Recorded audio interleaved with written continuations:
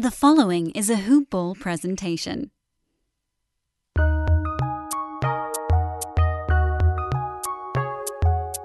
Welcome to the Fantasy NBA Today podcast.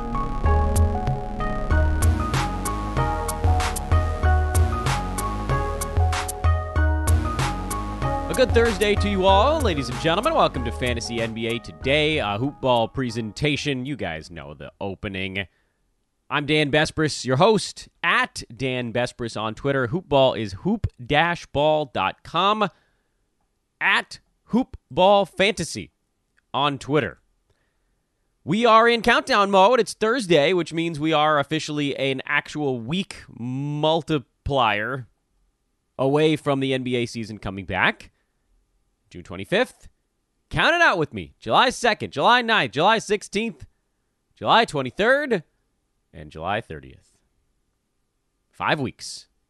35 days until the NBA comes back. I swear, every time we see one of these positive coronavirus tests, the entire world yells, "What's the point?" And I will make the same point I made yesterday. It doesn't matter if someone has coronavirus right now. For our purpose, I mean, it matters a lot in the general context. But from the standpoint of can a bubble work, this is working.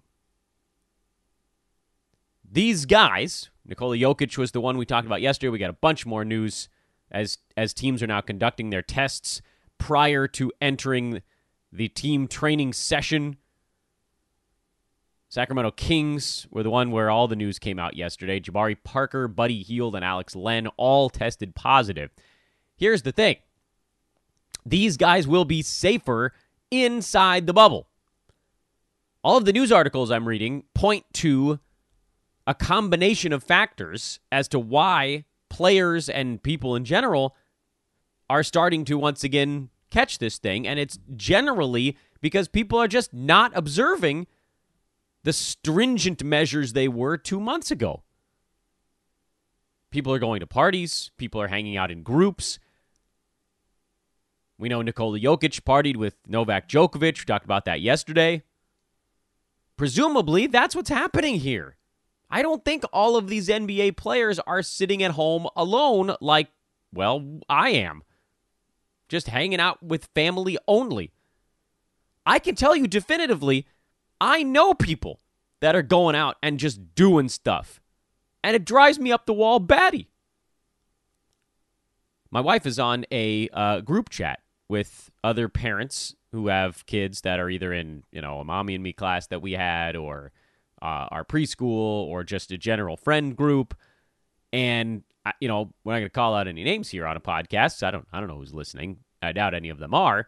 But I know that there are groups of families that are just getting together for play dates without any vetting of any kind. We had Asher go on one play date in the last 3.5 months because we thoroughly vetted the family. They're just like, yeah, we stay home all day. We have grandparents that are extremely vulnerable to this thing, so we're fully quarantined. We're like, cool, we're fully quarantined too. We all see nobody. That means we're okay. These groups, there's no vetting. 6, 7, 8 families just all going out and hanging out together. Why do we think this is spreading? That type of stuff. You put these players in a bubble, they can't do those things anymore. If you put these families in a bubble, they can't go just wander off. Yes, I am concerned. Doing anything in a pandemic is a little bit crazy. But they've decided to try, and so seeing positive tests before anyone even gets into the bubble is meaningless for the bubble. We want to catch them all before the players get to Orlando or their own training camps. We want to catch these, even if it means they have to report a little bit later. Too damn bad, team. We're not going to slow down the freight train. You should have gotten in touch with all your players and said, stay home, go nowhere. We are 10 days from training camp. Don't risk this thing. But folks are going to restaurants. They're going to hang out with friends and family. California leadership just put out a note today that just said, please stop hosting parties in your house. Just because you are doing it in your own home doesn't mean you're quarantined. Everything is an exposure. Eliminate exposures, eliminate virus. It can be two things. I was also reading some tweets that were talking about how everything in this world, and I mean, this is, forget Twitter, this is just in general, everything in this world has become so black and white right now. If you're not on one side, you're on the other. If you're for playing basketball, you're against safety measures of any kind. And that's simply not true. I am petrified that this whole thing implodes. I am, as I mentioned on yesterday's podcast, not at all confident that baseball can get close to finishing their season. There's so many exposures on that side. The NBA at least has taken measures here to try to limit exposures. So let's wait and see. For goodness sake, people, we don't need to react to every piece of news with a decision. I can't believe that in the modern universe, the current environment, me saying, let's all take a deep breath and not jump to conclusions is now the hot take. Hot takes are no longer hot takes. Everyone's got a hot take. Everyone has to have a conclusion from every single piece of information. I don't care that Alex Len tested positive for coronavirus. Alex Len was probably, I don't know him personally, but he was probably doing something that exposed himself. I would be floored, and we'll never have the answer to this question, but I would be floored if someone interviewed Alex Len and he was like, yes, I've stayed home for 3.5 months. I've exposed myself to nothing. No chance. And yet at the same time, yeah, I can be concerned. I can think that maybe just if you look at it from purely a safety standpoint, yeah, it's not a great idea to start a league back up. But you know what? There are a lot of other factors at play here. They've weighed them, and they've decided those factors are more important. They weighed them. They said, look, for people in their 20s and 30s, this is generally not a severe thing. We're going to try to figure out what to do with our older coaches. That's the fear, the coaches. Greg Popovich should be 5 rows back sitting by himself. There's just no reason for him to be on the sideline, especially with the Spurs effectively eliminated. Mike D'Antoni, put him 5 rows back with a bullhorn. It's too scary. That part is too scary. The players, 0.00, it's like 0.002%. Something obscenely low for people in their 20s that have complications from this type of stuff. So they weighed it out. The billions of dollars and the low risk for the players, they weighed it out against the risk for the coaches. That's where they got to. Selfishly, I'm glad that's the decision they made. I'm glad that I get to watch basketball. I'm worried, but for my personal well-being, that's better. Great. Doesn't matter. So anyway, that's what's going on right now. Everybody's jumping to conclusions these days. So let's all chill.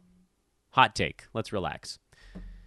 Hey, wanted to remind you guys that kind of an important thing happening here at Hoopball right now, and we are back with our old buddies at Manscaped.com. I know, we told you about them, I think, in November, and then I don't know what happened, but we're back, and I'm excited about it. And this is actually really important for me and for Hoopball. So I want you guys, I know with a lot of podcasts that have 3, 4, 5 advertisers on them every day, you guys jump through this stuff.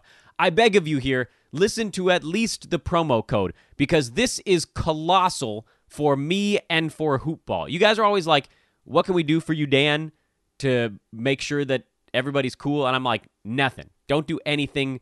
Give a 5-star review to the podcast on iTunes if you can. That's all we've ever asked of folks on this podcast.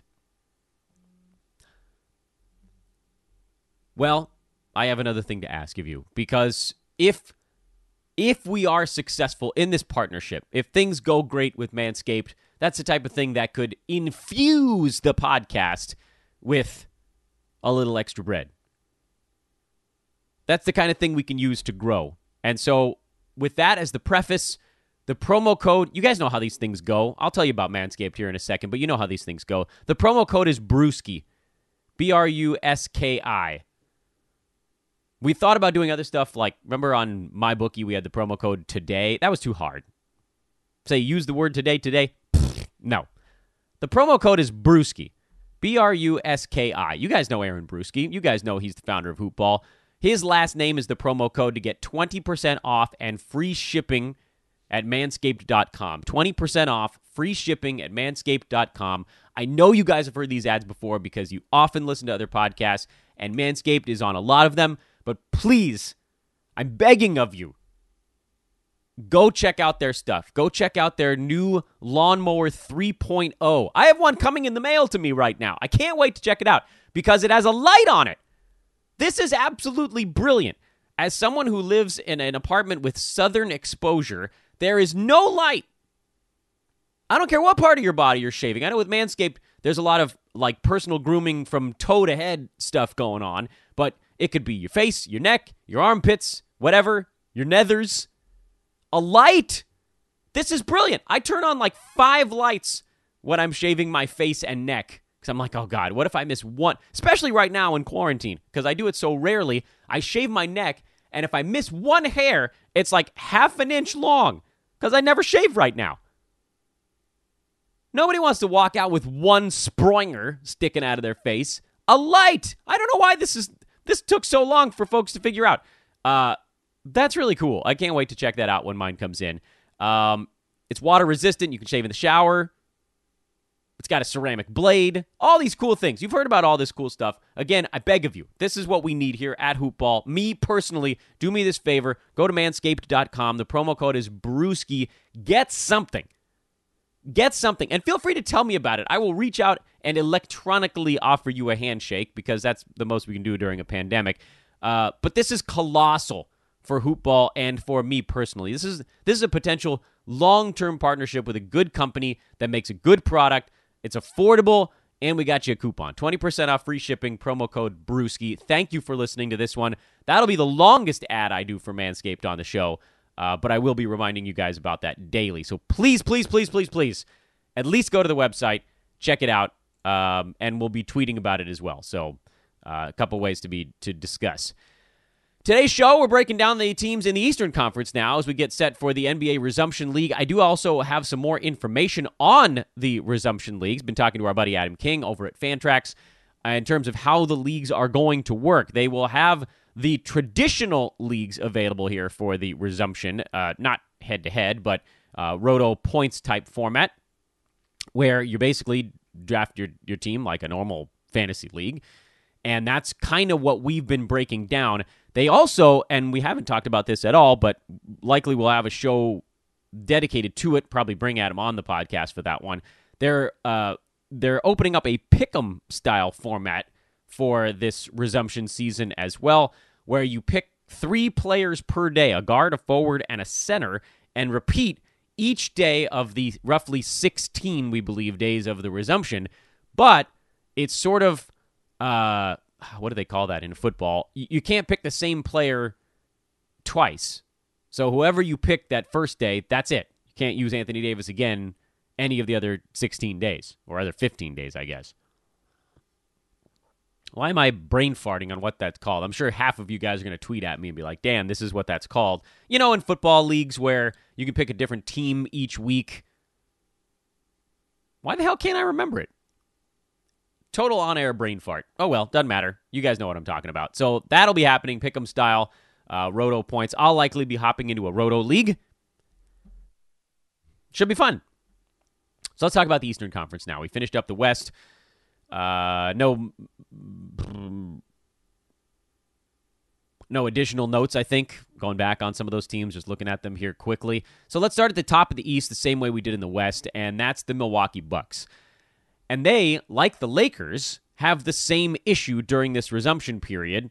It's a good problem to have, and theirs is even more severe. They have the best record in the NBA, and no one is within 6.5 games of them, so they could conceivably clinch the number 1 seed within the first 2 games of the resumption season. And I realize that this might be maybe controversial to say, but I don't think that you can draft a buck during this resumption season. I don't think you can do it. How can you...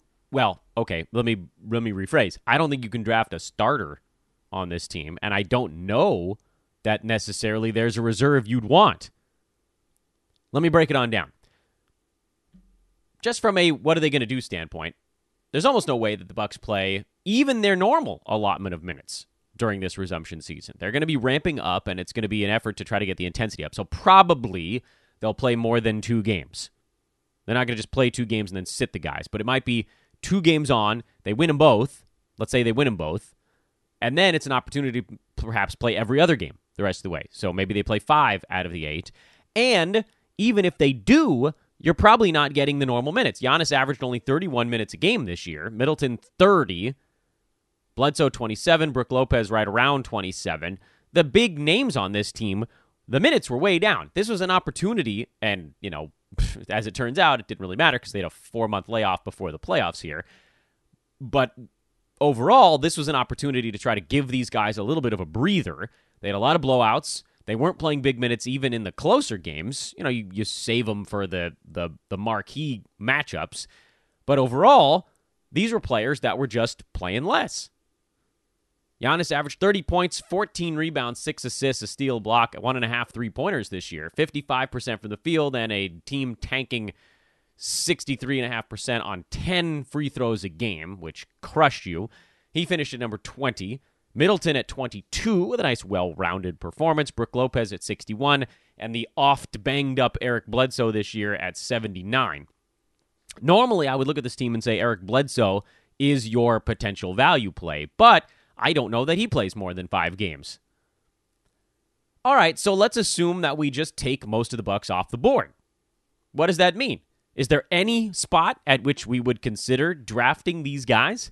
How far would they need to fall? Well, again, if you're missing 3, I'm going to say, I assume almost definitely 3 at least of these resumption games, you're basically playing 50 out of a normal 80-game season.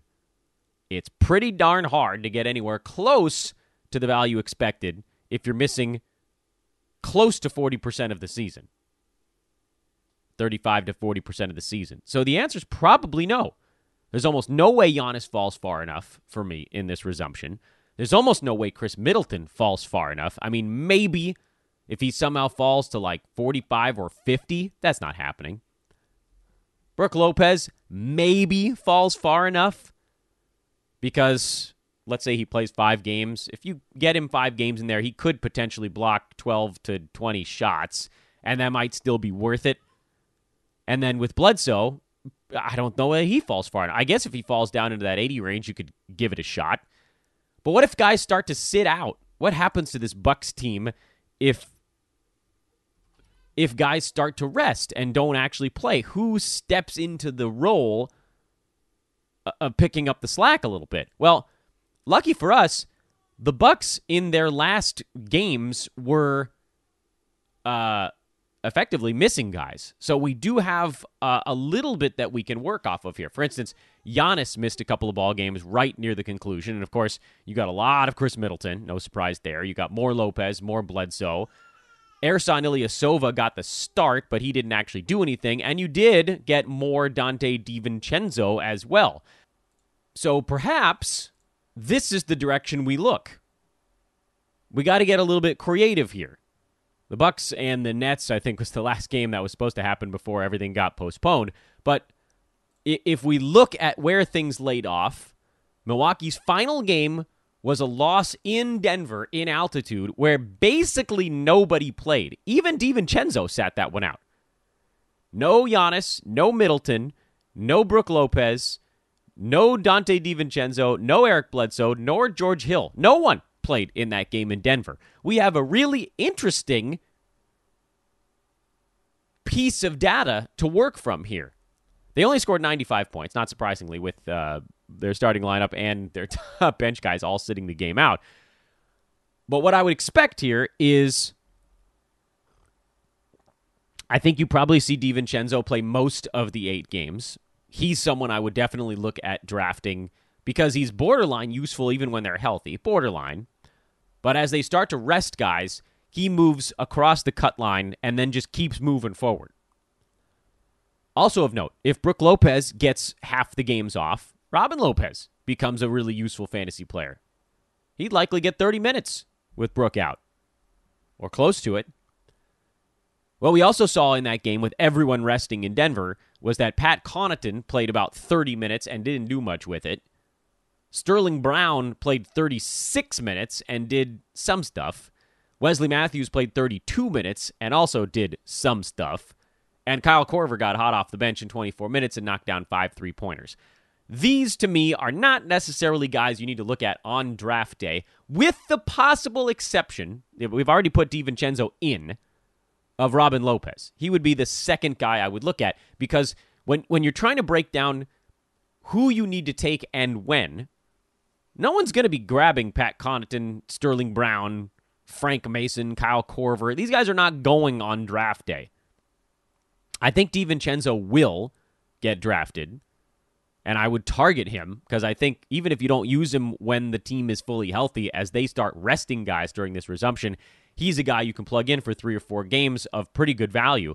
And with Robin Lopez, you probably don't need to draft him either, but we're talking about, again, what you're looking for with your last couple of picks during this weird 8-game sprint. It's not guys that can plod along. It's guys that are going to be truly awful, perhaps completely unusable for 4 games, and then magically turn into top 75 guys or top 50 guys for the other 4. Because that's all we want. We want to piecemeal together our 88, well, what are we going to get here? I guess 80 games in our Roto season. We want to piecemeal it together with as many top 50 games blended in there as humanly possible. How we get there is kind of the point of discussion. So I don't know. I guess the question, I don't know if Robin Lopez is going to get drafted. My guess would be no, but you could probably stay one step ahead of the curve and just check mark him for your 15th round pick. And if your draft doesn't go that deep, you might not need to draft him, but be ready to pick him up in those spots. So Milwaukee, to me, was relatively easy, kind of the same way the Lakers were relatively easy. You're not really targeting their superstars because you want, in particular right now, with so few games happening, you absolutely positively need your top pick or top 2 picks to play in 6 to 8 of these 8 games. If they're going less than that, you're doomed. You're not going to make up the ground with your 6th, 7th, 8th round guys going all 8. You need your top guys to be piling up stats for you.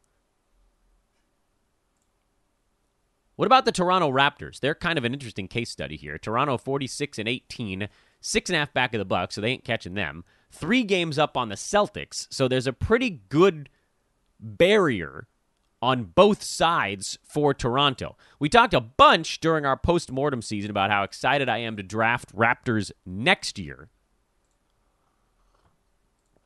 I don't have quite that same enthusiasm for the resumption period, but I do have some. Because Toronto had a crap ton of strong fantasy assets this year because they just played their guys until they died.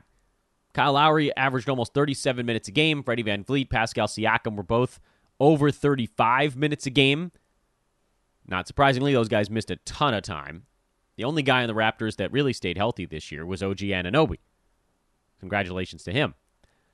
So everybody's healthy now for Toronto. Marc Gasol is back. Serge Ibaka is fine. Norman Powell is fine. They've got the band together for these 8 games in a playoff run, which I don't know that any team needed this 4-month layoff more than Toronto.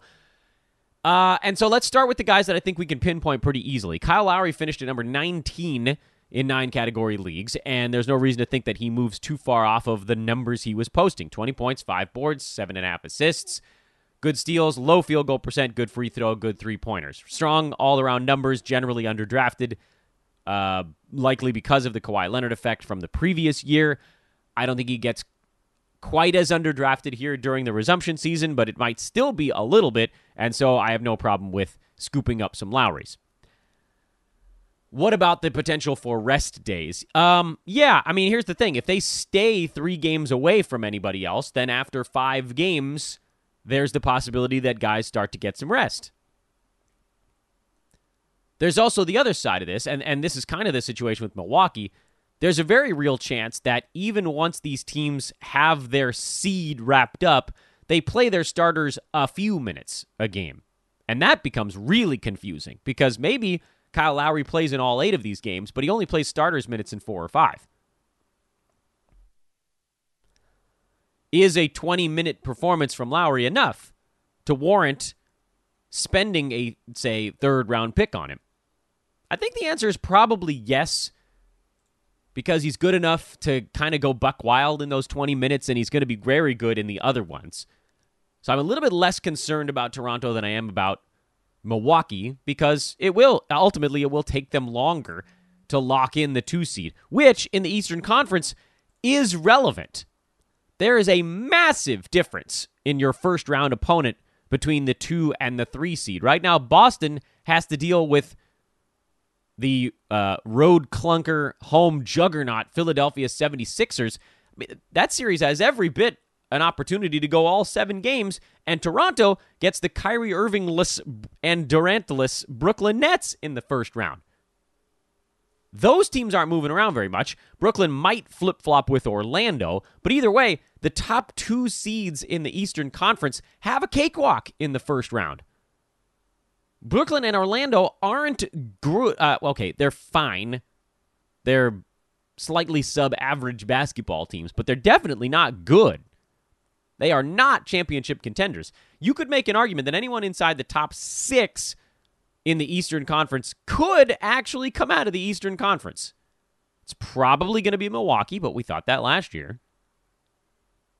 Toronto, they've got a shot. Boston, they're good. Miami, tough, maybe lacking in firepower a little bit.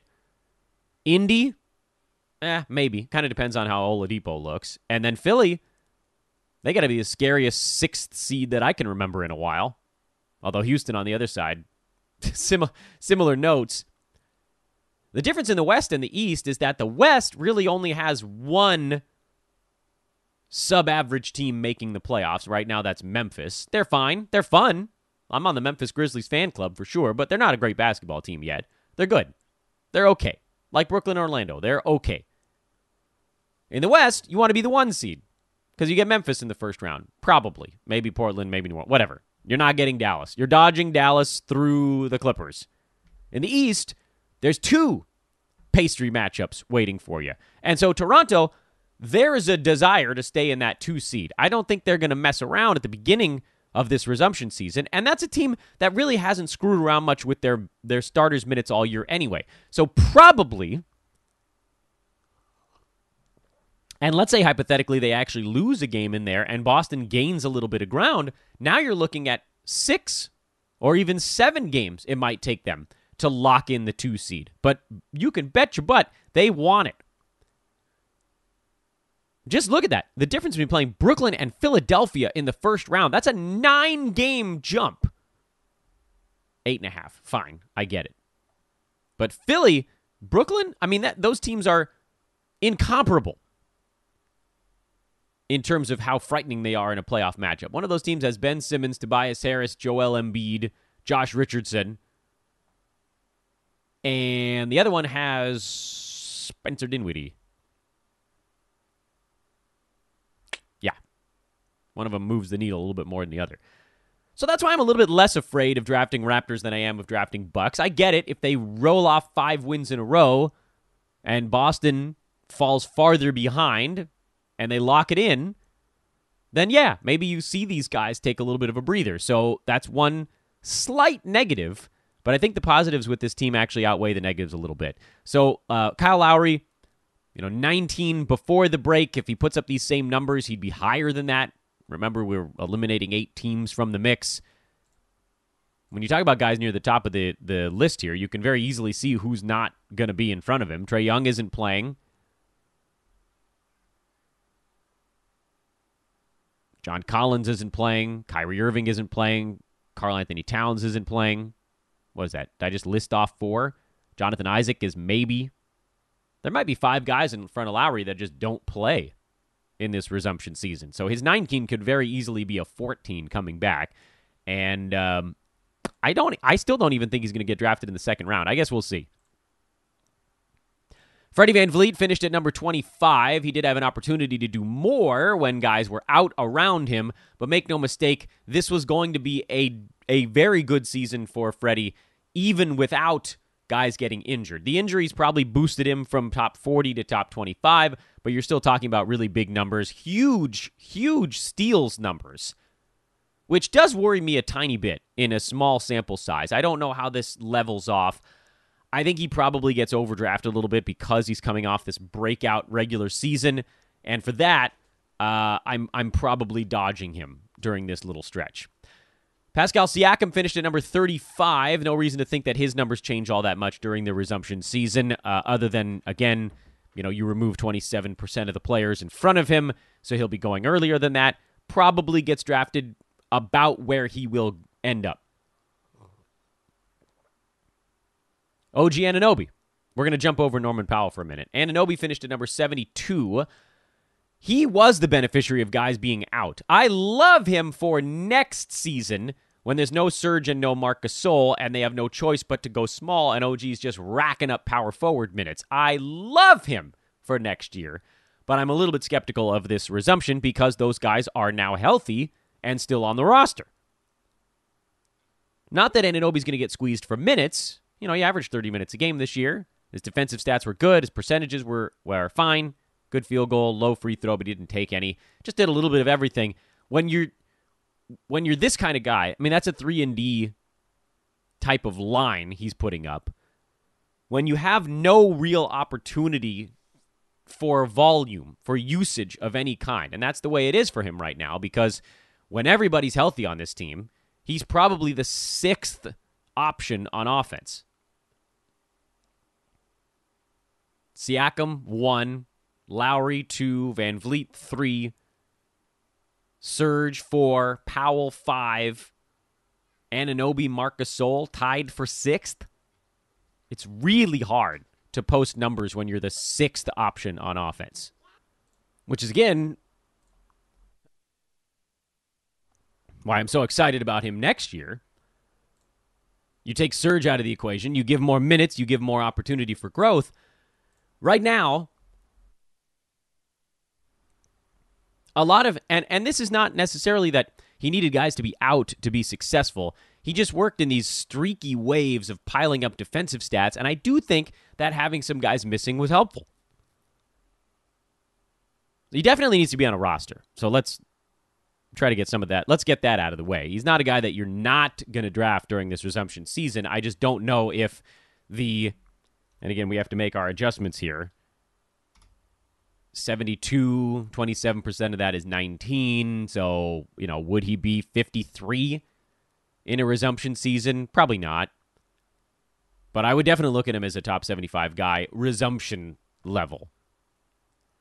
And then Norman Powell is maybe the biggest question mark on this. All right, we can loop back around to him. Serge Ibaka, I think he's going to get overdrafted, but I just don't know because he doesn't block shots anymore, and he did most of his damage this year with Marc Gasol out.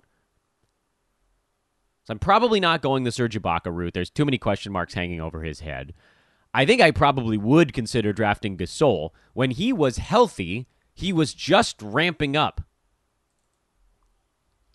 And it was notable, too. And he was one of those ones where I was going to kick myself, and then he got hurt, and I thought, all right, at least I don't need to kick myself, because I was kind of giving up on him. The dude was shooting like 30% from the field and was just doing nothing.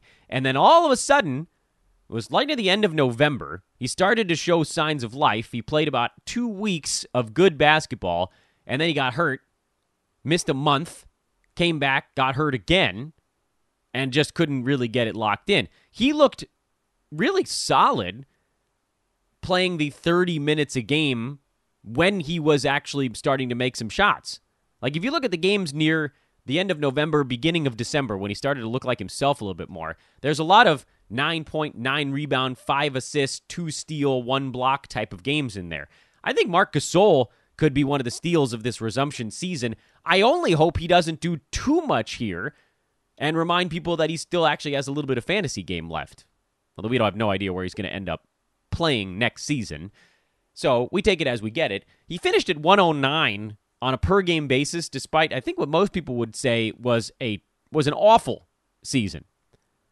He had basically like 3 good weeks and a lot of bad ones, and he still managed to get to top 110 with all 30 teams playing. I think people pass over Marc Gasol, and I think we should be seriously considering targeting him during this 8-game sprint. I don't know how many minutes he plays, because everybody is probably going to be playing fewer minutes than usual, but he's their starting center, and when he was right, Ibaka was the backup, playing like 22 minutes, going hard for 22 minutes, but still not enough. Serge was bad the first couple weeks of the year before Gasol sort of fizzled, got hurt, and then Serge went on a tear. I would probably consider taking Norman Powell in this draft as well. I don't know if he's going to get drafted on the 53 he finished at or the fact that he missed 20 games. He's a question mark, but he looked good. He played himself into a big role on this team. Even when healthy, he's going to get looks.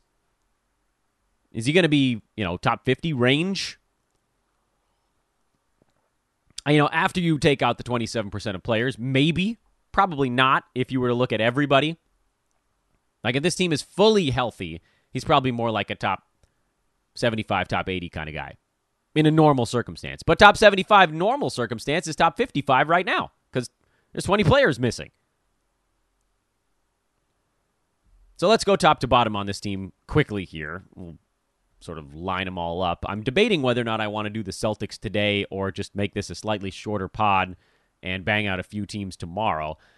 On this Raptors club, I think Kyle Lowry will be a small value during this resumption. I think Freddie VanVleet will not. I think he'll fail to hit his resumption ADP. I think Siakam finishes pretty close to his resumption ADP, maybe slightly below. I think Norman Powell probably beats his ADP here by a little bit. I think Anunoby probably is pretty close to where he gets drafted. Ibaka, I believe, falls behind. And I think Marc Gasol blows his resumption ADP out of the water. So Lowry, kind of like. Powell, like a little bit. Marc Gasol, like a lot. Siakam, neutral. Anunoby, neutral. VanVleet, slightly dislike. Serge Ibaka, strong dislike. I think. Although, I don't know. Maybe Ibaka gets drafted at like 120, in which case, go for it. Still pretty boring, though. Not much upside with Gasol on the floor. Well, we can do one more team. Boy, I really don't want to rush it, though.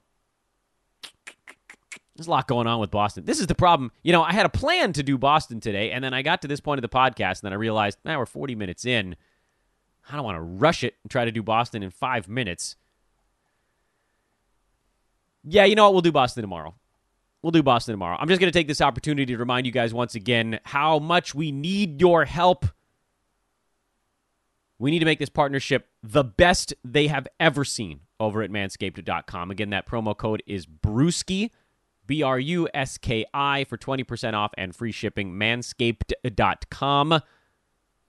Again, we'll be tweeting about it. And, by the way, if you want to join us over here at Hoopball, recruiting continues here. It's a weird time, I know, to do our recruiting, but we're doing it. So hit me up at Dan Bespers on Twitter if you want to join our DFS or sales teams. Those are the big ones right now. DANBESBRIS. We'll just put a pin in this one, call it a slightly shorter show. Back at you tomorrow with our weekend edition. We'll go long tomorrow, baby. We've got a good one for you over the weekend. Stay safe, everybody. We'll talk to you then.